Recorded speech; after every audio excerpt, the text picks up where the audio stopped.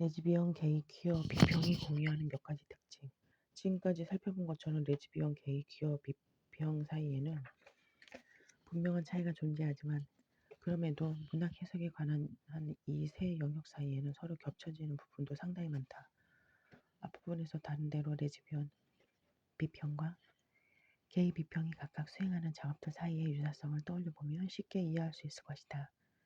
여기에 더해 대부분의 게이 비평이나 레즈비언 비평가는 좀 더 전통적 형식의 게이 레즈비언 비평을 통해 정치적, 사회적 사안들을 이야기할 때에도 퀴어 이론이 제시하는 해체론적 통찰의 일부를 결합시켜 논의하고는 한다. 실제로 퀴어 이론의 열렬한 지지자들 가운데 상당수는 자신을 게이 비평가 또는 레즈비언 비평가로 명명한다. 더 나아가 게이, 레즈비언 문학 전반에 걸쳐 반복적으로 등장하는 주제들, 그럼으로써 어떤 문학 정통의 일부 형성해가는 주제들에 대해 서로 게이, 레즈비언, 퀴어 비평가들은 공통적으로 관심을 보여왔다. 이를테면 자신의 퀴어적 성적 지향을 발견하고 동성애자로서 최초의 성적 경험과 대면하며 게이, 레즈비언 하위 문화를 터득해가는 입문 과정, 가족과 친구들을 향한 커밍아웃, 일터에서의 커밍아웃, 동성애 혐오와 이성주의의 차별에 대처하기, 동성애자라는 사실에 대한 자기 혐오, 심리, 그러한 자기 혐오의 극복, 게이의 삶에서 캠프와 드래그가 수행하는 역할, 외로움과 소외에 대처하기, 사랑찾기, 게이 또는 레즈비언, 상대와 삶을 꾸려나가기, 레즈비언 유토피아를 건설하려는 탐구, 수톤 원로 상징되는 게이 해방운동 전후의 삶, 에이즈 전후의 삶, 에이즈로 고통받는 사람들은 사람을 돌보기, 에이즈에 희생된 사람들에 대한 애도, 게이, 레즈비언 공동체의 중요성 등등이 게이, 레즈비언 문학 전반에 걸쳐 반복되는 대표적인 주제들이다. 물론 시간이 지나면서 게이, 레즈비언 작가들의 사회적, 정치적 상황이 변함에 따라 이들이 다루는 주제들도 변화한다. 그리고 동시대의 작품들에서는 자유롭게 표현되는 주제들이 과거의 작품들에서는 가장된 형식이 또는 놀이의 형식을 통해서만 나타나기도 한다. 마지막으로 레즈비언, 게이, 퀴어 비평이 활용하는 텍스트상의 증거들도 비슷한 것이 많다. 동성, 성애적 이미지 양식이나 같은 성별을 지닌 등장인물들 사이의 성애적 만남처럼 텍스트 안에서 드러나는 명백한 단서들 말고도 동성 성애적 분위기를 자아낼 수 있는 미묘한 단서들이 텍스트 안에 여러 존재할 수 있다. 앞서 살펴본 여러 사례들에서 알 수 있듯이 그러한 단서들은 심지어 이성애를 다룬 텍스트 안에서도 얼마든지 발견된다. 그러나 단 하나의 단서로는 텍스트의 동성성애적 분위기를 말해주는 증거로 삼을 수 없다. 단서의 수가 적으면 레즈비언, 게이, 퀴어, 비평과 그에 따른 해석을 뒷받침하지 못한다. 하지만 이러한 단서들이 많이 확보된다면, 특히 그 단서들이 다른 텍스트나 정기적 자료에서 발견된 증거들과 맞닿아 있다면, 겉보기에 이성애적인 텍스트를 다룰 때에도 레즈비언, 게이, 퀴어 비평과 해석이 힘을 발휘할 수 있다. 그처럼 미묘한 단서들 가운데 가장 널리 알려진 것 몇 가지만 살펴보자. 동성사회적 유대, 같은 성별을 지닌 등장인물들 사이에 강한 정서적 유대를 묘사함으로써 미묘하게도 명백히 동성성애적일 수 있는 어떤 동성사회의 분위기를 만들어낼 수 있다.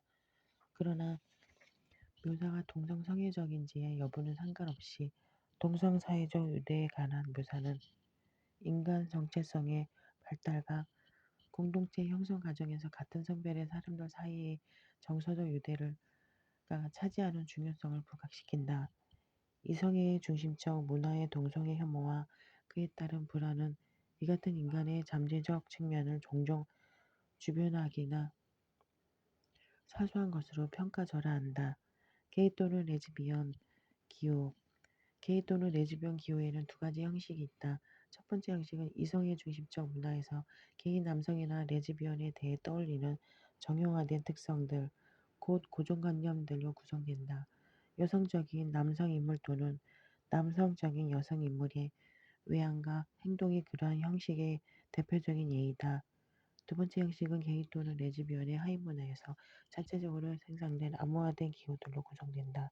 예를 들어 20세기 초반에 발표된 거트루드 스타인의 글에 등장하는 게이라는 단어는 아마 일종의 소집단 안에서만 통용되던, 말하자면 당신의 이성애적 문화 안에서는 인식될 수 없었던 암호화된 기호였을 것이다.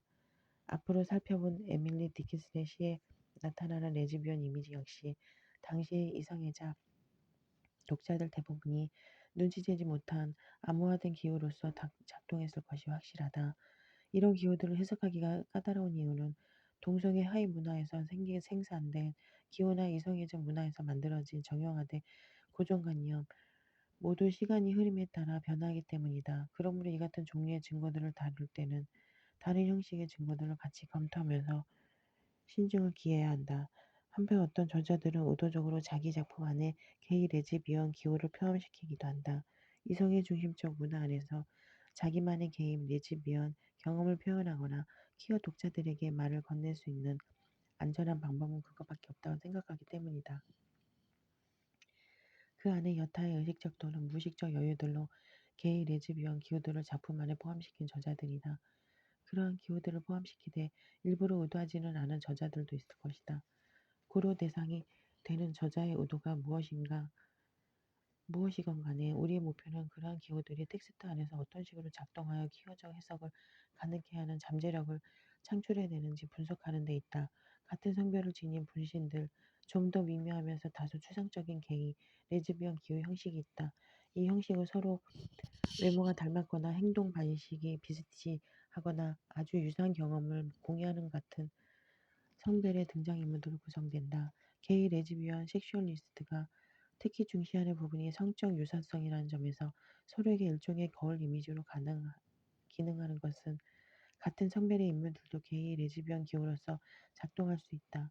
이런 분신들은 동성애적 유대나 동성사회적 유대를 나눌 수도 있지만 반대로 서로를 전혀 모를 수도 있다.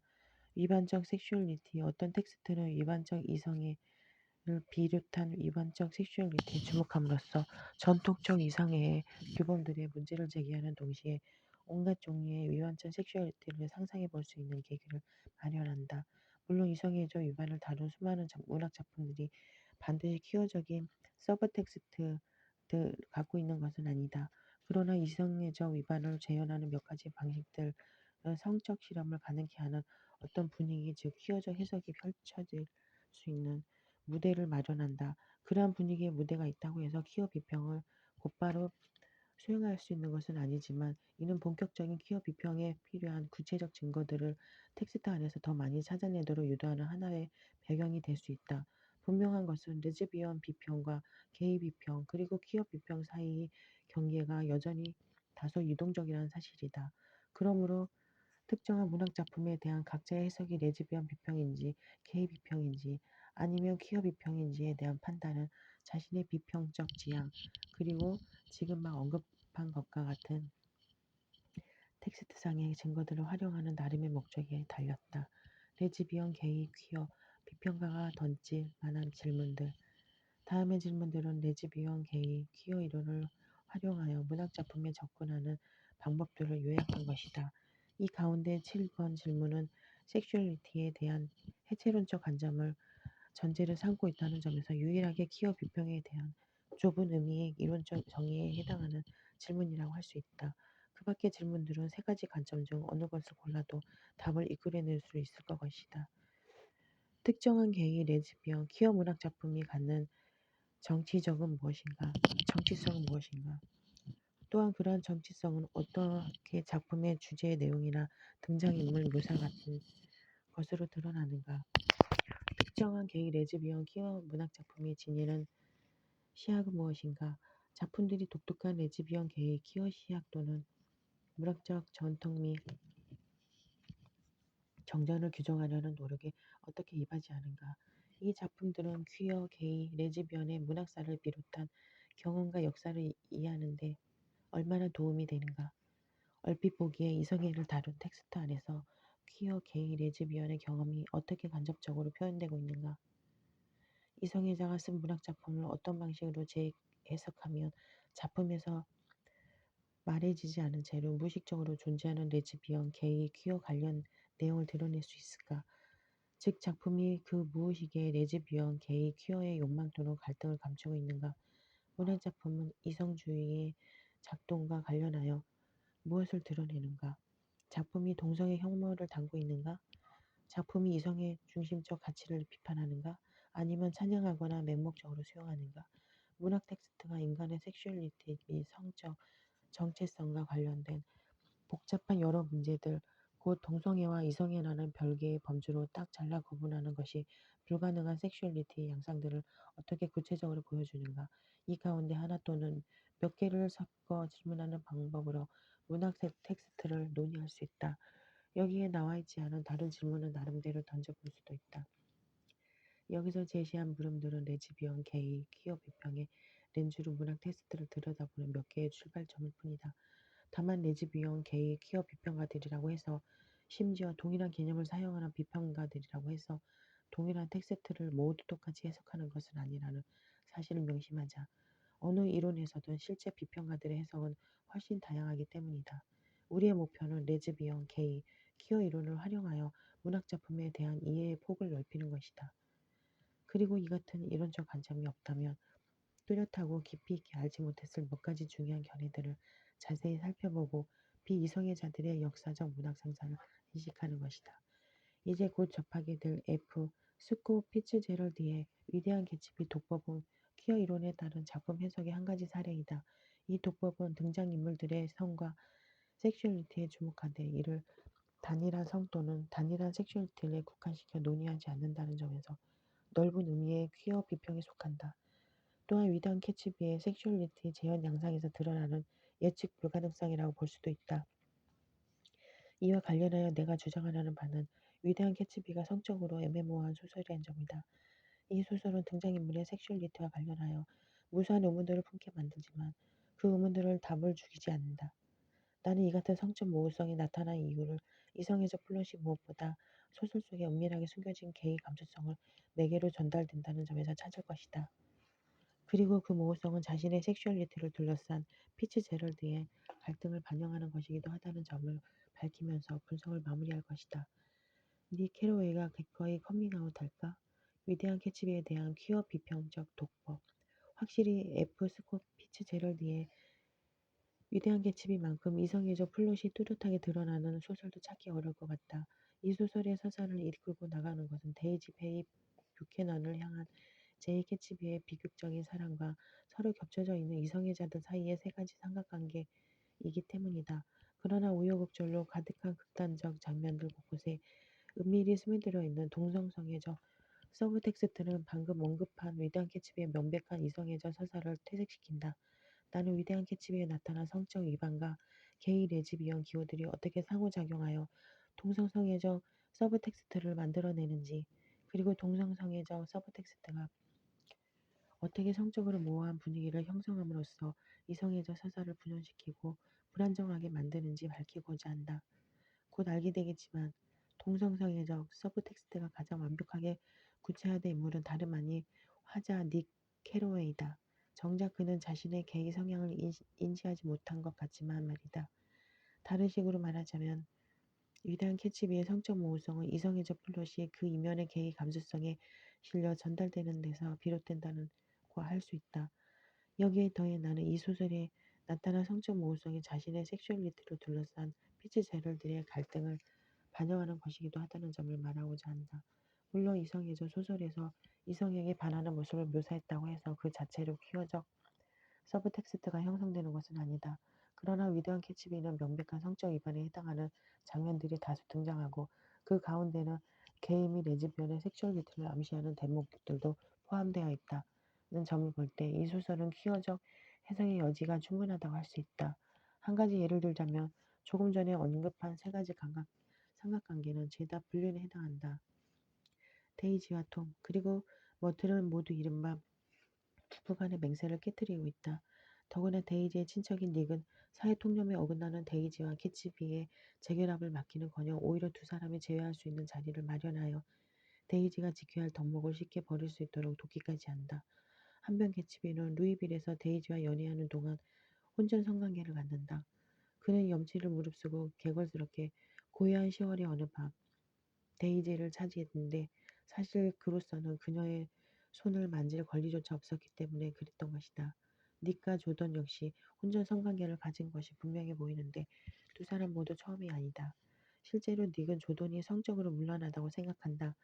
조던은 이 세상에 차갑고 오만한 미소를 보이기 위해 그러면서도 자신의 활기차고 건강한 육체의 욕구를 충족시키기 위해 아주 어렸을 적부터 속임수와 거래해 왔다는 점에서 구제할 수 없을 만큼 부정적 한 사람이라는 것이다.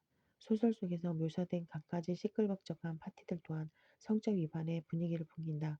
그 분위기는 톰과 머들의 아파트에서든 개츠비의 집 잔디밭에서든 마찬가지다. 톰과 머들의 파티는 그저 그들의 부정한 관계에서 자연스럽게 비롯된 부산물일 뿐이다.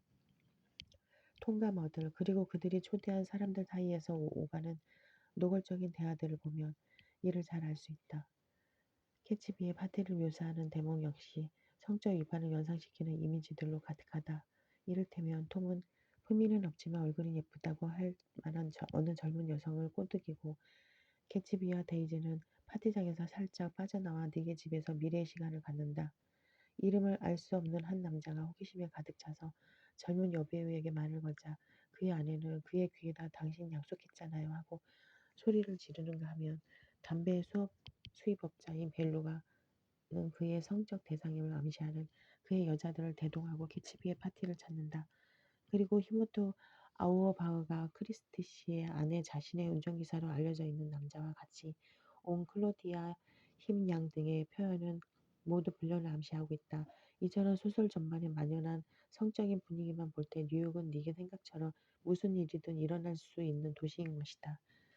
실제로 위대한 개츠비에 묘사된 파티 장면들에서는 게이 및 레즈비언 기호들이 두드러지게 나타난다. 바꾸어 말하면 파티 묘사는 이 소설의 동성성애적 서브텍스트를 최초로 발동시키는 대목이다. 예를 들어 닉은 개츠비를 처음 만난 파티에서 층계 밑에 서 있는 노란 드레스를 입은 두 여자가 동시에 안녕하세요 하고 소리치는 장면을 본다. 이 두 여성은 같은 성별을 지닌 분신들이 분명하다는 점에서 레즈비언 기호로서 작동한다.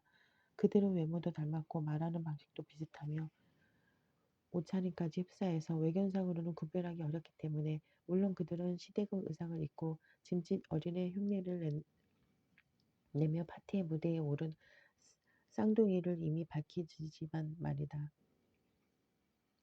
실제로 영화 위대한 개츠비에서 원작 소설의 퀴어적 차원에 대한 해석 가능성이 엿보이는 부분은 이 두 여성이 등장하는 장면뿐이다. 1974년판 영화에서 두 여성이 함께 춤추는 모습은 명백히 성적인 의미작용을 관객들에게 전달한다. 톰과 머틀의 아파트에서 벌어진 파티에서도 일련의 게이 기호들을 확인할 수 있는데 이는 닉과 맥키의 만남에서 확연히 드러난다. 맥키는 아내와 함께 인근 아파트에 살고 있는 얼굴이 창백한 것이 여자 같은 느낌을 주는 남성이다. 두 사람의 직접적인 접촉은 맥키가 의자에 잠들어 있을 때 시작된다. 나는 손수건을 꺼내 오후 내내 신경에 거슬리던 그의 뺨에 말라붙은 비누 거품 자국을 닦아주었다. 잠시 뒤 맥키는 잠에서 깨어나지만 닉이 찢어진 듯 날카로운 목소리에 힘이 없어 보이고 예쁘기는 했지만 끔찍한 여자라고 묘사한 자신의 아내를 놔두고 홀로 머트리 아파트에서 나간다. 이때 닉은 그의 뒤를 따랐다. 나가면서 맥키는 닉에게 언젠가 점심을 함께 하자고 제안하고 닉은 이를 받아들인다. 좋습니다. 나는 그의 점심 초대에 응했다. 기꺼이 가지요. 그 다음에 나는 그의 침대 옆에 서 있었고 그는 속옷 차림으로 침대에 들어가 두 손에 커다란 포트폴리오를 들고 앉아 있었다. 미녀와 하수, 고독, 식료품 가게의 늙은 말, 브루클린 다리. 그리고 나서 나는 펜실베니아 역의 추운 지하 대합실에 누운 채 졸면서 조간신문 트리뷴을 보며 새벽 4시 기차를 기다리고 있었다. 두 사람은 엄청나게 취해 있는 것이 분명하기 때문에 이 장면은 단지 그들의 취기를 재현한 것에 불과하다고 해석할 수도 있다. 그러한 관점에서 보면 말 줄임표를 생략된 부분은 만취 상태에서 흔히 일어나는 필름이 끊어지는 현상을 가리킨다고 이해할 수 있다. 여기서 닉이 말하고자 하는 바는 자신이 얼마나 취했는지이며 그게 전부라고 말이다. 그러나 퀴어의 렌즈를 들이대면 이 인용문은 다르게 읽힐 수 있다. 이 장면에서는 무수히 많은 게이 기호들이 등장하기 때문이다. 맥키의 침실에서 두 사람이 성적 접촉을 가졌을 가능성을 염두에 두지 않더라도 게이 기호들이 등장하는 순서는 두 사람 사이의 동성성애적 호감도가 점점 커져감을 암시한다. 맥키의 여성적 외양, 맥키의 아내인 머틀의 남성적 자질, 맥키의 얼굴에 남아있는 비누 거품에 대한 닉의 관심, 다시 말해 맥키의 몸단장에 대한 닉의 세심한 관심, 톰과 머틀의 아파트 밖으로 나가는 맥키를 따르는 닉, 점심 초대 맥키를 따라 그의 침실로 들어가는 닉, 속옷만 걸친 채 침대에 앉아 있는 맥키, 새벽 4시에 열차 대합실에서 정신을 차리게 되기 전까지의 일들을 전혀 기억하지 못하는 닉의 모습, 따라서 그 사이에 무슨 일이 벌어졌던 닉에게는 억압된 기억으로 남게 된다. 등은 모두 개의 기호라고 부를 수 있는 것들이다. 이 기호들은 단독으로 쓰이면 별다른 의미를 환기시킬 수 없겠지만 이렇게 한꺼번에 모여 있는 경우에는 기업 비평가들이 놓칠 리 없는 동성성애적 서브텍스트를 형성하게 된다. 그러나 게이 및 레즈비언 기호들과 가장 자주 결부되는 인물은 제이 개츠비와 조던 베이커이다. 개츠비의 섬세한 문단장과 화려한 옷차림, 그리고 기타 소유물들은 게이 기호로서 효과적으로 작동한다. 그의 짧은 머리카락은 매일 빗는 것처럼 단정해 보였다. 또한 개츠비는 보라색, 분홍색을 띠는 훌륭한 의상들을 종종 선보이는데 보라색과 분홍색은 오래전부터 게이 성향과 관련이 있는 것으로 여겨져 온 색깔들이다. 독자들은 개츠비가 가진 수많은 산호빛과 능금빛, 초록색, 보라빛과 옅은 오란지색의 줄무늬 셔츠, 소용돌이 무늬와 바둑판 무늬 셔츠들에는 인디언 블루색으로 그의 이름이 머리 글자가 새겨져 있었다는 것을 알게 되며 캐츠비의 분홍색 양복은 소설 안에서 적어도 3번 이상 확인할 수 있다. 실제로 캐츠비의 분홍색 양복이 언급되는 방식은 그것이 갖는 개의 기호로서의 기능을 더욱 부각시킨다. 이에 대해 닉이 묘사한 구절들을 모두 두 가지만 살펴보자. 이 구절들은 너무나 낭만적인 나머지 혹시 자신이 흠모하는 여성의 의상을 묘사한 것은 아닌가 하는 느낌마저 준다. 개츠비의 분홍색 양복에 대해 닉이 달빛 아래에서 번쩍거리는 그의 분홍색 양복을 보자 아무것도 할 수가 생각할 수 없었다. 라고 말하는가 하며 그의 현란한 분홍색 양복이 하얀 계단을 배경으로 밝은 무늬를 이루고 있는 모습이라고 표현할 정도이니 말이다. 특히 톰이 분홍색 양복을 언급하는 장면은 분홍색 양복이 일종의 개의 기호로서 작동한다는 사실을 더욱 확연히 보여준다. 그 장면은 명백히 동성애 혐오자인 톰이 개의 기호를 어떻게 생각하는지를 정확하게 드러내는 대목이기도 하다. 이 부분은 좀 더 자세히 살펴보자. 노동계급 여성을 상대로 한 톰의 잦은 외도는 사람들 앞에서 뽐내려는 의도에서 그리고 사회 경제적으로 취약한 이들을 골라 자신의 권력을 행사하려는 의도에서 비롯된 것이다. 이 같은 의도가 암시하는 바는 톰 스스로 자신의 이성애를 안심시켜야 할 필요성을 느끼고 있다는 점에서 이 소설에서 끊임없이 자신의 남성성을 공격적 태도로 내세우는 것과 마찬가지로 말이다. 닉은 다음과 같이 쓴다. 그의 목소리에는 심지어 자신이 좋아하는 사람들까지도 아버지 같은 자세로 경멸하는 듯한 구석이 있었다. 자, 이 문제에 관한 내 의견이 단정적으로 라고 생각하지는 말게. 그는 이렇게 말한 듯했다. 내가 힘께나 쓰고 자네들보다 더 사내답다고 해서는 말이야. 이처럼 필요 이상으로 본인의 남자다움을 강조하려는 톰의 모습은 동성애 혐오와 직접적으로 관련되어 있다. 자신의 남성성을 증명하려다 보니 타인에게서 동성애를 연상시키는 무언가를 발견하며 공격을 자제하지 못한다. 레츠비의 분홍색 양복을 경멸적 어조로 가리키며 혐오감을 숨김없이 드러내는 톰의 모습에서 이를 확인할 수 있다. 그리고 이 같은 혐오감은 분홍색 양복이 일종의 게이 기호로서 기능한다는 사실을 다시 한번 강조한다. 옥스퍼드 출신이라고 빌어먹을 퍽도 그렇겠군. 그자가 분홍색 양복을 입고 있는 꼴 좀 봐. 개츠비의 다른 소유물 역시 게이 기호로서 작동한다. 먼저 개츠비의 대저택을 수놓고 있는 장식들의 대부분은 더할 나위 없이 여성적이다. 마리 앙뚜아네트 음악실과 왕정복고 시대의 살롱, 장미빛과 보랏빛 비단으로 감싸인 새로 가져다 놓은 꽃들로 생기가 도는 고풍스러운 진실. 같은 묘사가 그 점을 말해준다. 개츠비의 차 또한 톰의 표현대로 공마단 마차처럼 화려하다. 닉의 묘사를 보자. 짙은 크림색에 니켈이 번쩍이고 괴물처럼 기다란 차체 곳곳에 뽐내듯이 모자 상자와 음식 상자 그리고 장난감 상자가 놓여 있었고 앞 유리는 미로처럼 복잡하게 되어 있어 태양이 여러 개로 반사되고 있었다. 사실 개츠비가 스스로 꾸며낸 자기 삶의 인위성과 연극성 그리고 이로써 꾀하는 책략은 캠프의 특성과도 상통한다. 캠프로서의 특징은 개츠비가 자신의 허구적 전기를 들려주는 장면에서 두드러진다. 그는 마치 젊은 왕자처럼 보석주로 루비를 수집하고 사파리 사냥을 하고 그림도 좀 그리며 살았다는 것이다. 조던 베이커 또한 다수의 레즈비언 기호들과 결부되어 있는 인물이다. 일단 조던이라는 이름 자체가 남성과 여성 모두에게 쓰일 수 있는 이름이며 그녀의 직업은 남성의 영역에 더 가깝다고 할 수 있는 프로골퍼다. 그리고 개츠비가 여성적 표현들로 묘사되는 경우가 많다면 조던은 남성적 표현들로 묘사되는 경우가 많다. 닉은 조던을 처음 만나고 나서 다음과 같이 적는다. 그녀를 바라보면 기분이 좋아졌다. 몸매가 날씬하고 가슴이 작았는데 마치 사과생도처럼 어깨를 뒤로 쫙 펴고 있었기 때문에 꼿꼿한 자세가 더욱 두드러져 보였다. 말하자면 조던의 모습은 마치 군생활 학교에 다니는 젊은 청년 같았다는 것이다. 심지어 가장 여성스러운 옷차림으로 나타날 때조차도 조던은 남성적 표현으로 묘사되고는 한다. 그녀는 이브닝 드레스뿐만 아니라 어떤 옷을 입도록 꼭 운동복을 입은 듯했다. 그녀는 맑고 상쾌한 아침에 골프장에서 처음 골프를 배우는 사람처럼 경쾌하게 움직였다.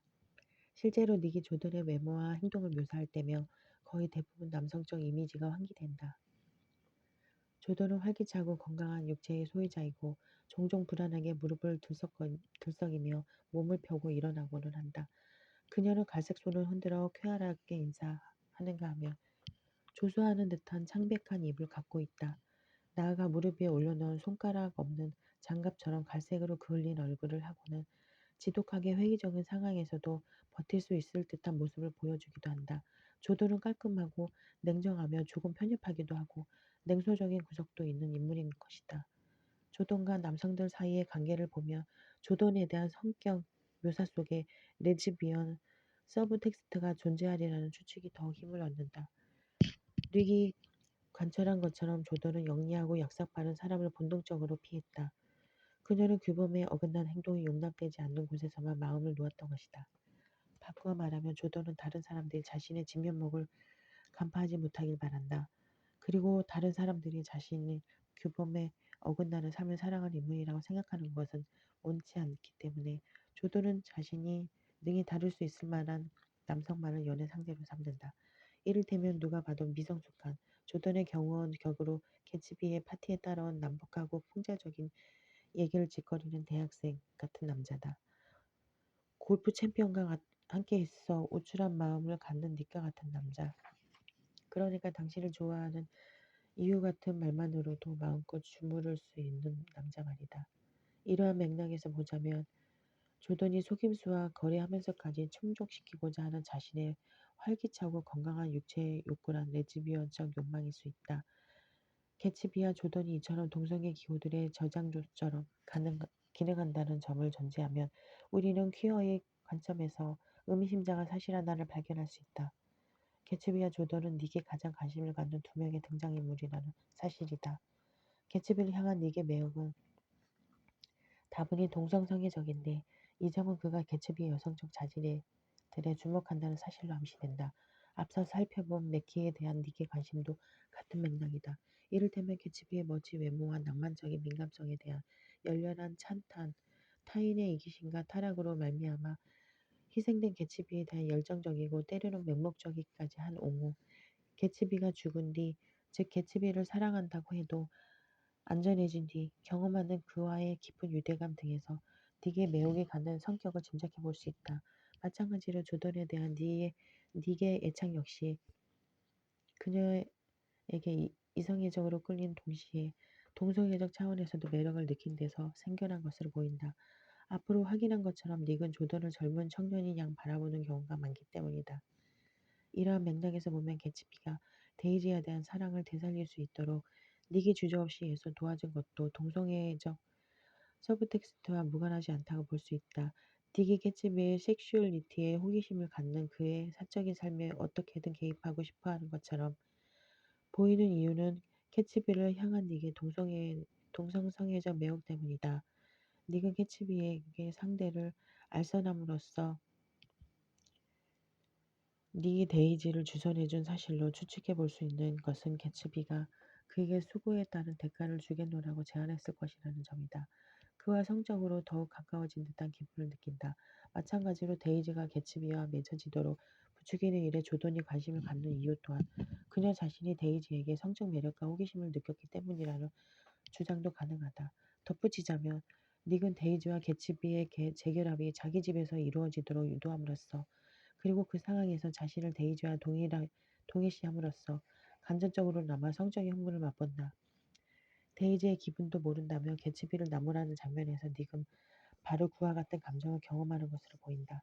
데이지 역시 마찬가지로 당황해하고 있고요. 당신은 꼭 어린애처럼 구는군요. 나는 버럭 화를 냈다. 게다가 무례하기까지 하고요. 데이지는 지금 저기 혼자 있습니다. 개츠비의 저택을 둘러보는 뒤이은 장면에서 닉은 데이지와 거의 비슷한 상황을 경험한다. 데이지와 마찬가지로 닉 또한 개츠비의 사적 공간을 처음으로 들여다보는 것이었기 때문이다. 닉이라는 인물이 어떻게 형성화되었는지 그 면면을 보면 그가 게이 기호들의 저장소 역할을 한다는 사실이 더욱 실감난다. 그는 막 30줄에 접어든 남성으로서 아직 결혼이나 약혼 경험은 없다. 특히 그는 이성애자임에도 여성과의 낭만적 관계에 진지하게 몰입한 경우가 없다. 실제로 제1차 세계대전 중 자신의 게이 성향을 발견한 젊은 남성들이 대단히 많았다고 하는데 닉은 그런 남성들의 요건에 정확히 들어맞는다. 이와 관련하여 뉴욕의 게이 역사를 정리한 조지 천시의 글을 살펴보자. 제1차 세계대전 당시에 군사 동원으로 말미암아 남성들은 가족과 이웃, 대부분 소도지 출신이었다의 시야에서 벗어나 남성들만 모일 환경에 놓이게 되었다. 이 같은 상황은 남성들이 게이로서 자기 정체화한 남성들을 접하거나 자신의 동성애적 관심을 탐구하게 되는 기회를 늘려갔다. 로드 아일랜드의 뉴포트에 위치한 해군 훈련소에는 전쟁이 끝난 직후 해군 장교들이 나서서 부대원들 사이의 동성애에 대해 대대적인 조사를 벌였는데 이 과정에서 다음과 같은 두 가지 사실이 밝혀졌다. 하나는 상당수의 해군 병사들이 전쟁 기간에 개의 정체성을 지닌 다른 병사들과 만나면서 자신의 정체성을 동성애자를 포함한 비이성애자로 형성해 나가기 시작했다는 점이고, 다른 하나는 스스로를 동성애자라고 생각하지 않았던 더 많은 수의 병사들이 게이의 세계에 익숙해졌고 경우에 따라서는 동성애적 경험도 가져보았다는 점이다. 이 같은 병사들 가운데 다수는 고향으로 돌아간 뒤에도 동성애자로서의 삶을 지속하는 데 상당한 어려움이 따를 것이기에 각별한 주의가 필요하다고 생각했다. 일단 자신의 동성애적 정체성을 부모에게 숨겨야 하고 고향이 대부분 소도시였기 때문에 게이로서의 활동 범위가 제한될 수밖에 없었기 때문이다. 군사 동원은 신병들에게도 대도시, 특히 뉴욕의 게이 문화를 접해볼 수 있는 기회가 되었다. 유럽으로 떠나는 미군들은 대개 뉴욕 항에서 출발했다. 전장이 끝난 뒤 뉴욕에 머물러 있던 게이 병사들의 수가 어느 정도였는지 추산하는 것은 불가능하다. 그러나 1920년대 뉴욕에서는 이미 게이 단체들이 속속 수면 위로 올라오고 있었음을 감안하면 대부분의 게이 병사들이 고향으로 돌아가지 않고 뉴욕에 남아 있었으리라고 짐작해 볼 수 있다. 뉴욕에서 게이들을 만나본 이들이 고향에 정착해 스스로를 억누르며 지내기는 어려웠을 것이기 때문이다. 닉은 중서부 사람이지만 이 병사들처럼 전쟁이 끝나고 고향에 돌아온 뒤 다시 적응하는 데 어려움을 겪는다. 닉은 다음과 같이 말한다. 나는 제1차 세계대전으로 알려진 때늦은 게르만 민족의 대이동에 참가했다. 미국의 역습을 너무나 만끽했던 나는 고향에 돌아와서도 마음의 안정을 찾을 수가 없었다. 중서부 지방은 이제 활기찬 세계의 중심지가 아니라 우주의 남루한 변두리와 같았다. 그래서 나는 동부로 가서 증권업을 배우기로 결심했다. 닉이 간 곳은 동부 가운데서도 뉴욕이다. 닉과 조던 모두 위반적 섹슈얼리티로 얽혀있는 바로 그 도시 말이다. 닉은 뉴욕이 좋아지기 시작했다면서 활기 있고 모험으로 가득한 밤의 분위기를 언급한다. 조던에 따르면 뉴욕은 마치 별별 신기한 과일들이 우리 손에 떨어질 정도로 녹익었다고 할 만한 뭔가 감각적인 데가 있는 도시다. 정확히 말하면 닉에게 뉴욕은 일터이자 저녁시간 대부분을 보내는 것이다. 닉이 사는 곳은 그의 표현대로 브로드웨이가 롱 아일랜드의 한 어촌에 만들어 놓은 이 전례 없는 지역인 웨스트에그다. 웨스트에그는 자체의 기준과 위대한 인물을 갖춘 하나의 완벽한 세계이며 낡은 미사 여구 때문에 짜증나는 투박스러운 활기로 가득 찬 세계다. 여기서 닉은 자신이 위반적 하위 문화와 더불어 살아가고 있음을 내비친다. 특히 그런 하위 문화가 발달하는 데 브로드웨이가 큰 영향을 끼쳤다는 언급은 두 가지 점에서 주목할 만하다. 하나는 당시 브로드웨이가 뉴욕의 게이들이 자주 찾는 장소였다는 점이고, 다른 하나는 무대라는 공간은 그 정확도와 상관없이 항상 성적인 실험 및 관념과 결부되는 장소라는 점이다. 물론 닉을 분석한다는 것은 위대한 개츠비의 화자를 분석한다는 말이기도 하다. 말하자면 이 소설의 성적 모호성을 생산하는 것은 화자 닉의 시점이다. 이제부터는 그처럼 모호한 부분들을 정리해보자. 지금까지 본 것처럼 위대한 개츠비는 성적 위반으로 가득한 소설이지만 그 위반의 본질이 항상 분명하지는 않다. 이를테면 닉은 이성애자이지만 그가 성적으로 매력을 느끼는 인물은 맥키와 더 깊은 차원에서는 개츠비다. 닉은 조던에게 매력을 느끼기도 하지만 그 매력은 조던의 소년 같은 외모에서 비롯되었다는 점에서 오히려 동성성애적인 것에 가깝다. 한편 조던은 닉과 연애하는 사이이고 그녀가 고개만 까딱해도 결혼하려 할 남자가 몇 명 있지만 그럼에도 레즈비언 기호들이 가득한 인물이다. 나아가 이 소설에서 가장 중요한 이성애자이자 낭만적 화신인 개츠비 역시 게이 기호들의 저장소로 기능이다. 물론 개츠비는 데이지와 제외하며 이 소설의 대표적인 낭만 커플이자 이성의 상징으로 자리매김하지만 말이다. 이때 개츠비와 데이지의 재결합을 도운 이들은 닉과 조던이지만 정작 이 둘은 게이 및 레즈비언의 은밀한 욕망을 구현하는 인물들이다. 이렇듯 위대한 개츠비는 등장인물들의 섹슈얼리티와 관련하여 숱한 의문들을 불러일으키지만 이에 대한 해답을 선뜻 내놓지는 않는다. 닉은 이성애자인가 동성애자인가 양성애자인가 자신의 섹슈얼리티에 게이 성향이 엿보인다는 것을 닉은 알고 있고 또한 그러한 성향에 따라 행동하든가. 조던의 성적 지향은 무엇인가? 그녀는 자신의 성적 지향을 인지하고 있는가? 데이지에게 헌신하는 낭만의 화신인 개츠비가 오히려 여성적인 면모와 캠프의 특징을 갖고 있다는 점은 어떻게 이해해야 하는가? 위대한 개츠비는 이성애의 영역만을 다루되 그 안에 만연해 있는 성적 자유, 나아가 성적 방종의 분위기를 드러낸 소설이다. 아니면 처음부터 동성애의 세계를 포함한 소설인가? 만약 그러하다면 동성애의 세계는 어떤 식으로 포함되어 있는가? 나는 닉의 성적 지향의 게이이며 그가 화자로서 사건을 인식하고 서술하는 데 게이 감수성에 영향을 미친다고 생각한다. 닉을 게이라고 인정하면 위대한 개츠비를 특정짓는 성적 모호성이 대부분 해명되기 때문이다. 이를테면 개츠비와 조던이 게이 및 레즈비언 기호들을 저장소처럼 인식되는 이유는 우리가 닉의 눈을 통해 그를 바라보기 때문이다. 다시 말해 닉의 그러한 기호들을 주목하기 때문이다. 닉이 그 점에 주목한 것은 본인의 욕망이 투영되었기 때문일 수도 있고 그는 게이의 욕망을 지녔기 때문에 다른 사람들의 게이 기호들을 알아볼 수 있다. 개츠비와 조던이 섹슈얼리티에서 드러나는 퀴어적 특징에 민감하게 반응했기 때문일 수도 있다. 그 역시 퀴어 섹슈얼리티를 공유한다. 혹은 둘 다 해당될 수도 있다. 그러나 닉은 게이로서의 욕망을 숨기고자 자신이 전개하는 서사의 퀴어적 차원을 이성애적 사랑 이야기의 배우에 은밀히 감춰둔다.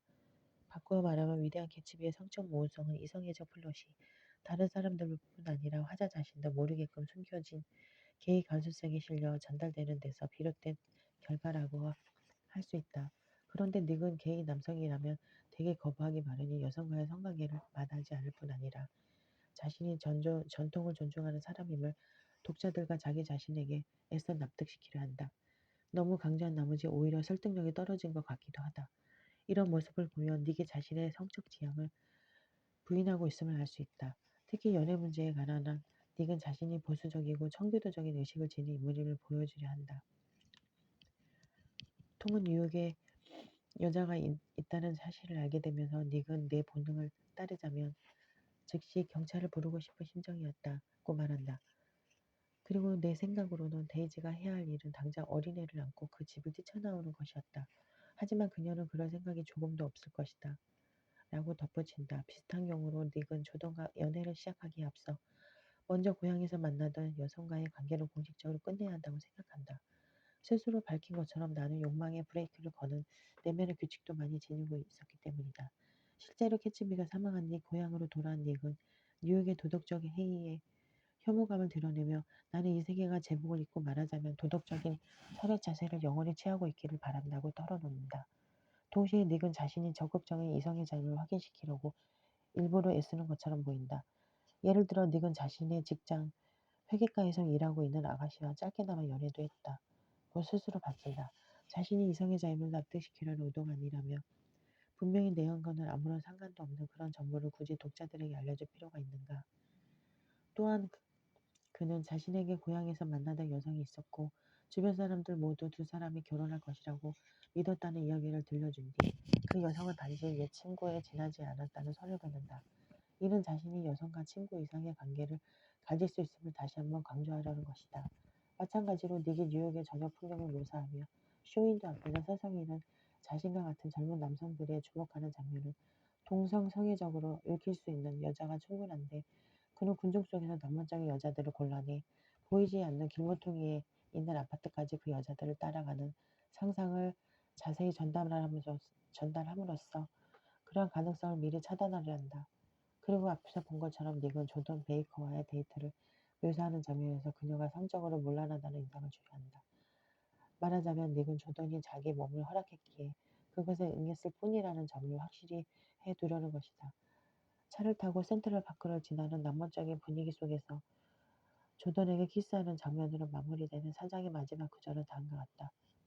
나는 옆에 있는 여자 조던을 두 팔로 조이며 바싹 끌어당겼다. 그녀가 미소를 짓자 이번에는 내 얼굴 쪽으로 더욱 가까이 끌어당겼다.